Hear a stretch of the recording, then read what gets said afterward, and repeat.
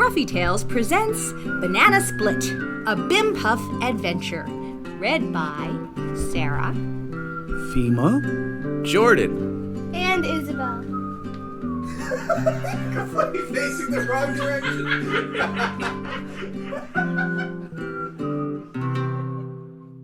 One hot summer day, Bim Puff and Groovis were sitting on the front porch, wondering what to do. Bim Puff was chewing gum. It's hot. Bim Puff said in between chews. It's so hot that my eyeballs are melting. Groovis had never seen melted eyeballs. He looked closely into Bim Puff's face to see what they looked like. He was disappointed to see that they looked the same as Bim Puff's regular eyeballs. Bim Puff chewed his gum hard. It's so hot that my brains are turning into a puddle inside my head, and soon they're gonna pour out of my nostrils. Groovis was worried. He put his face close to Bim Puff's and peered up into his nostrils, trying to see if Bim Puff's brain was dripping out. All he saw were a few stray hairs and darkness. What does your brains look like? Oh, they're pink and shiny, especially when I begin thinking hard. And I got lots of ideas, and I got lots of brains. So it's going to be a very big puddle. Watch out, Groovis. You might have to swim. Groovis shuddered at the thought. He didn't like to think of Bim Puff without any brains, but worse was thinking of swimming in a puddle of Bim Puff's brains. Hey, will they make me smarter? No, because soon your brains will be melting into a puddle too. Aww. Groovis sighed in disappointment. But don't worry, because you don't have too many brains. Oh. Bim Puff sat there and chewed his gum. Groovis waited, watching him, wondering what it would feel like when his brains began melting. Bim Puff was getting tired of chewing, so he put his tongue in the middle of his gum and blew a bubble. First, it was a little pink bubble, but as Bim Puff blew, it grew and grew. Groovis watched in horror as the pink bubble grew out of Bim Puff's mouth. Bim Puff, your brain. Bim Puff blew. The bubble grew. Your brain. Bim Puff blew. The bubble grew. Bigger. Your brain. Bim Puff blew. The bubble was huge. Your brain. Bim Puff, your brain. It's pink and shiny. It's coming out of your mouth. Bim Puff. The bubble exploded all over Bim Puff's face. Bim Puff. Bim Puff. Can you hear me? Bim Puff. Groovis was shaking him by the shoulders. Groovis was looking into his face. Groovis was peeling back the sticky pink layers. Bim Puff, can you hear me?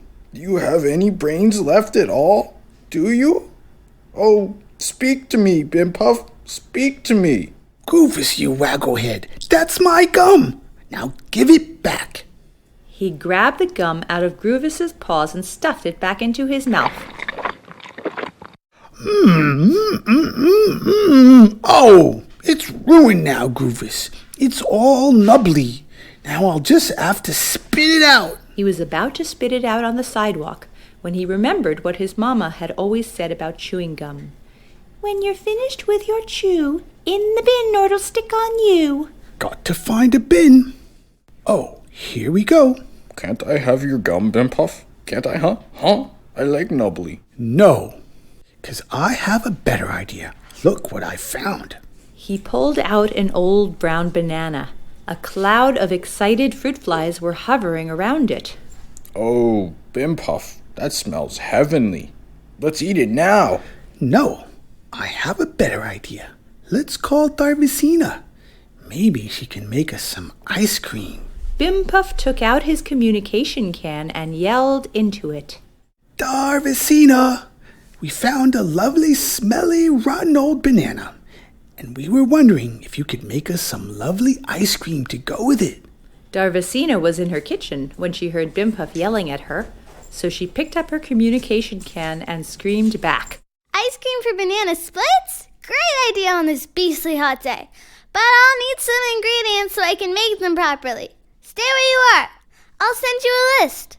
So Bimpuff sat down again to wait, and while he was waiting, he put the banana on his nose so that he could enjoy the lovely rotten banana smell and the fruit flies buzzing around his head. Hey, how come you get to put the banana on your nose? 'Cause I found it. That's why. Go find your own stinky banana. Well, okay then. I will. Groovis sauntered over to the garbage bin. He stuck his nose into the hot plastic bin and breathed deeply. Heavenly. He didn't see any more bananas, but he did find a coffee filter full of old coffee grinds. He sat down next to Bimpuff and put the coffee filter on his nose. Coffee grinds spilled out onto his muzzle. That's good. Groovis sighed. A long rope of slobber began to pool at the edge of his mouth and soon trickled down onto the ground. Some red ants on the grass below were annoyed to be enveloped in an unexpected slime bath, but when they noticed the irresistible aroma of coffee grind, they climbed the rope of drool back to the source. Meanwhile, the pinky bird that Darvasina had sent with the grocery list appeared and fluttered down to where the two friends sat. Last? Oh, thanks. That's great. Bimpuff reached out to take the list, but the pinky bird wouldn't let it go. Last. Oh, Bimpuff. I think it's waiting for a tip. The little bird was hopping about impatiently. Last. Oh, all right. Here, help yourself. Bimpuff waved some of the fruit flies at the pinky bird. The pinky bird dropped the list and snatched a mouthful of fruit flies out of the air. Then it flew away. Bimpuff picked up the grocery list. It says here, we need to find a peck of pickles, 2 cups of clawberries, and a quart of sour's milk. Okay then, first we got to go down to the stream to get those clawberries. Bimpuff and Groovis walked into the forest. It was a long way to the stream, and the rotten banana on Bimpuff's nose wasn't as cooling as it had been when they started out. Still, the smell reminded him of the delicious banana split they were going to make. Groovis smelled the coffee grinds in his nose and wished he had a lovely Danish to go with them. Still, he enjoyed the sensation of the grinds flitting in and out of his nose as he snuffled along. Finally, they got to the stream. They both got in immediately. Ah, that's better. So refreshing. Yes, this is simply delightful. Both were careful to stay upright so as not to dislodge the precious cargoes they carried upon their noses. Now, where are those clawberries? Ouch, I think I've got one. Bimpuff stuck his hand into the stream and pulled a wriggling claw papa off his big toe. When squeezed properly, it produced a handful of clawberries. Now that's what I'm talking about. Bimpuff did a little dance. Let me try. Ouch! He jumped into the air. Dangling from his tummy were 2 large claw papas. Aha! One for each hand. He grinned, squeezing them. More clawberries emerged. Okay, that looks like 2 cups to me. He put them into a pouch, which he carefully put into his pocket. Now then, where can we find some pickles? I know where we can find a prickle patch, and everyone knows that's where the best pickles grow. Plus, we can have a snack while we're down there. Bimpuff and Groovis jumped down into a hole, which they knew was a hiding place for a great variety of slugs and other delicious delicacies. It was quite a bit cooler inside the hole, due to the darkness and the damp. Yes, I love this place. Bimpuff sighed blissfully, sucking in the dank and musty air. After munching many mouthfuls of marvelous slugs, Bimpuff decided that the banana on his nose greatly improved the already delectable treat he was enjoying. Then he and Groovis set off to find the prickle patch. I found it. Good. Do you see any pickles? You've got to get in there, you know. Yes. I've got 1. I've got 2. There. I've picked a pack of prickled pickles. Now let's get out of here, please. Bim Puff put the prickles in a pouch and stuffed them into a pocket. Good work, Groovis. Let's go. They climbed back out of the hole. It was instantly hot again. Arr. Now we've got to find a sow. They came to a farm. Uh-oh. This is Farmer Friendly's farm. Bim Puff frowned. Farmer Friendly was the grumpiest, meanest, least friendly farmer around. But there, sitting smack dab in the center of Farmer Friendly's farm, was a fat sow nibbling on some dandelions. Oh, Bim Puff, I don't like this. I don't like this one bit. Oh, Groovis, I don't like it any better than you. But it's our last ingredient. Just think of all that cold ice cream. It's gonna be so good. Oh, Bim Puff. Oh, all right. Let's do it quick. It'll be the quickest thing ever. Here's the bucket. Here's the bucket. You want me to do it? Well, look, I got all these delicious goodies in my pockets. The sow takes one sniff of me, and we're done for. There goes all our ingredients. No ice cream. All right. Give me the bucket. Groovis stole stealthily through the yard till he got to the sow, who was happily munching on dandelions. Hi, Sal. Just gonna borrow a little milk. Don't pay no mind. You won't even know I was here. Frantically, he began to milk the sow. The sow let out a squeal, and Groovis milked faster, his paws moving like pistons. The sow squealed again and turned around and bit Groovis on the butt. Youch! Then Farmer Friendly came running out of the barn with a torch in his hand and lit the end of Groovis's tail on fire. Yow! Groovis shrieked and ran as fast as he could all the way back to the stream and stuck his tail in the cool, cool water.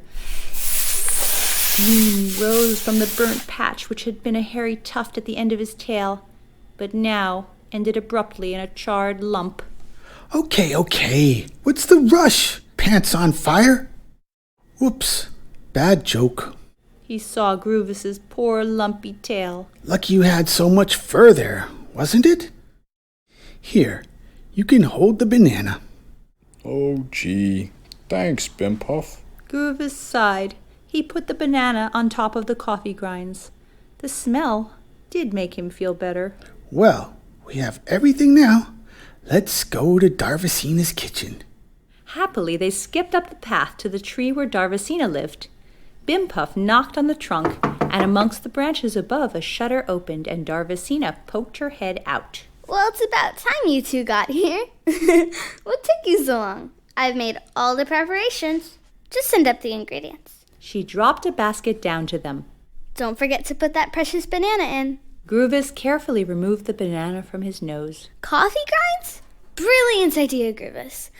I may have to reevaluate my opinion of you. That was a genius call. And red ants, too? In slobber? Yum! Perfection. Just you wait a jiffy. I'll be right back. This might even have to go in my recipe book. She quickly hauled the basket of ingredients up and disappeared inside. Bim Puff and Groovis collapsed in the shade under the tree and fell asleep.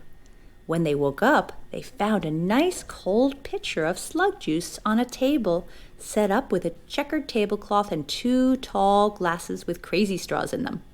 One was green and one was blue. Then... Ooh! They both cried out at once. Placed carefully on the checkered tablecloth between the tall glasses and the pitcher of slug juice were 2 of the most beautiful concoctions they had ever seen.